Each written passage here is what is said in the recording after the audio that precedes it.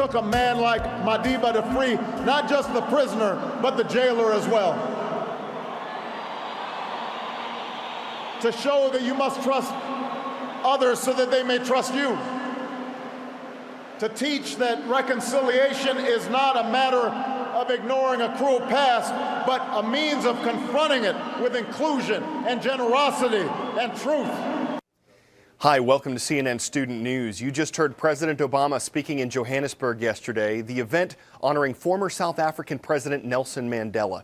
3 things to know about Mandela's memorial service. 1, it was huge. It was held in a soccer stadium and attended by tens of thousands of people, street sweepers, actors, religious leaders, Mandela family members who spoke in between the cheers. 2, it was symbolic. This is the same stadium where Mandela himself spoke 23 years ago after he was released from prison. He'd been serving a life sentence for fighting South Africa's apartheid government. Mandela later became a symbol and advocate of human rights, and Tuesday's event coincided with UN Human Rights Day.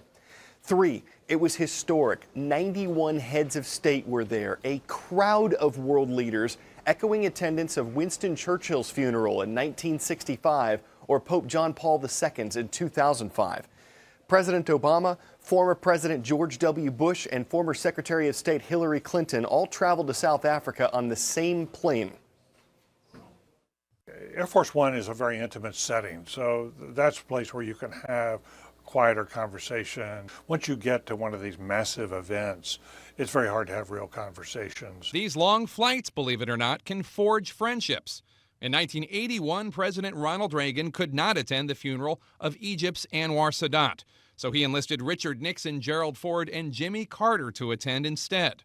The flight was said to be initially awkward and very long, but one notable friendship emerged, evident at Ford's funeral more than 25 years later, when Jimmy Carter eulogized his longtime friend. For myself and for our nation, I want to thank my predecessor. Fast forward to 1992, Bill Clinton and President George H.W. Bush were fighting a bitter presidential contest. But 7 years later, when they traveled together to attend the funeral of Jordan's King Hussein in 1999, that ice began to thaw. And now they're partners in philanthropy all over the world. Such a gathering of most or all living presidents is typically reserved only for monumental, usually sad events. The journey itself holds the potential for conflict and resolution on a first-class scale. It's going to make a big difference in the atmospherics on Air Force One with George W. Bush there with his successor. That President Bush has been so reserved in making any negative comments. He's not second-guessing his successor, and I think that the Obama people really appreciate that. This gang has seen more of each other than usual. In April, the group suited up to attend the dedication of the George W. Bush Presidential Library in Texas. Then in August, Clinton, Obama, and Carter joined forces to honor the 50th anniversary of the March on Washington. No former president likes to be marginalized. They've always been the center of attention. And here we're going to have 3 formers and a current president, 4 centers of attention. That's a lot to juggle. You're now looking at pictures of Mary Barra. She'll make history next year. On January 15th, she'll take over as the CEO of General Motors. Barra will be the first woman ever to lead an American car maker. It's an industry dominated by men. Women make up 21% of its total workforce. Barra has been part of it since she was 18 years old, working her way up over the past 3 decades. She was paid almost $5 million last year as an executive focused on design, engineering, and quality. A car research official says choosing a female CEO is a smart idea because most car buying decisions in the U.S. are made by women. GM's been profitable for several years, but has aggressive competition in the U.S. and challenges selling cars in Europe. At a place near the South Pole, satellites recorded a measurement of 135.8 degrees below zero. This happened in 2010, but was recently made public. It could be the coldest temperature ever recorded.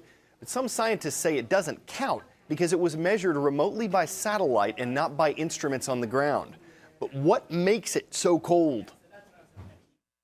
Here's the Antarctica story. There's the dome we're talking about, the middle of the South Pole right here, not that far from it, 135.8 negative Fahrenheit. How does it all happen? Well, if you have clouds, it acts like a blanket. And that cloud cover keeps the temperatures warmer. Antarctica didn't have a cloud cover that day. It cleared and all the heat went away. Just like taking the blanket off you at night when you're sleeping, you get cold. So the heat is released to space. All the cold air that was on top of the mountain has to go somewhere. It drains because of gravity, and it drained down into the hill. And as a satellite flew over it, took that measurement, it measured 135. Well, you've seen it just about everywhere in public, what's often called the handicap symbol in parking lots, businesses, restaurants, and movie theaters. Is it time to change what's known around the world as the international symbol of accessibility? It's a symbol that's been around since the late 60s, and many people recognize it right away. But Brian Glennie, a professor of philosophy, feels that times have changed, and so should the international symbol of accessibility, or ISA. That ubiquitous blue and white handicap icon.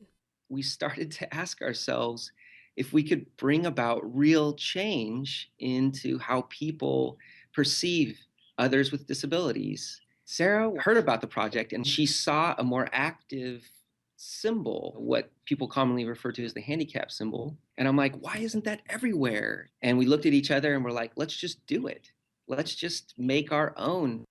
And with that, Glennie, a former graffiti artist, and Sarah Hendren, a Harvard art student, came up with a new symbol, one they feel is more progressive. This has been a real large complaint in the disability community that if you're in a chair, you get looked at as if you're not a person. She used a symbol that was leaning forward to represent kind of how active people are that use these accessible spots. There needed to be a change in the way that we symbolize people with disabilities, but also the way that we perceive them as people who are active and embodied and upwardly mobile in society.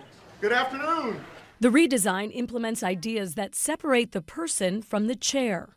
The figure is leaning forward, one arm is back, and that's supposed to symbolically represent that is the future, that people with disabilities are just going to be moving forward into the job arena, into the school arena. There's going to be inclusion in secondary education and elementary school. For many who are active in wheelchairs, like members of quad rugby team the New York Warriors, the change is long overdue. The past symbol wasn't really anything good to look at, and it just kind of showed somebody who's in a chair who, they're not doing anything. And, that's one of the stereotypes that needs to be broken. It shows that we're more just people sitting around doing nothing in a wheelchair. The new emblem just shows someone that's active, pushing forward. If not pushing forward in his chair himself, it's pushing forward in society. It's just amazing how we've evolved from a public art project to what might be an international advocacy project in support of people with disabilities. Our symbols need to evolve in the same way that our words need to evolve. Holly Furfer, CNN. Though the new design is gaining acceptance, some critics say it's still showing a stick figure instead of a person and still showing a wheelchair when many people with disabilities don't use one. Celebrating our viewers from around the globe, it's Worldwide Wednesday on the CNN Student News Roll Call. We're starting in Wiesbaden Middle School, where the Wildcats are watching from Wiesbaden, Germany. Then we're heading east to Songlim High School in Seongnam City, South Korea. Their mascot is the pine.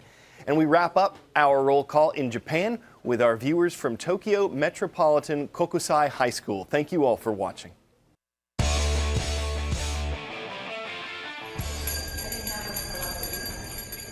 It's one of the sounds of the season, bells ringing in the air outside churches, houses, stores, and malls. 3 members of the Salvation Army, one in Texas, one in California, and one in Minnesota, decided they'd try to ring in a record, standing and chiming for 105 hours. For each of them, it meant going without sleep for 4 days.